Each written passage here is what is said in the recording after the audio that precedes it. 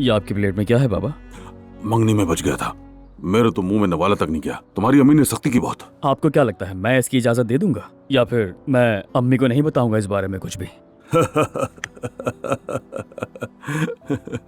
क्योंकि मैंने तुम्हें चुगली करने वाला बेटा नहीं बनाया है। आओ बैठकर बात करते हैं।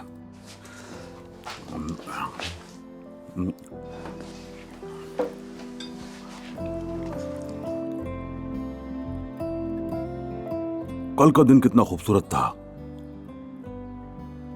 महमद के लिए दिल से बहुत खुश हूं मैं। आयजा एक समझदार, हिम्मत वाली और खूबसूरत लड़की है।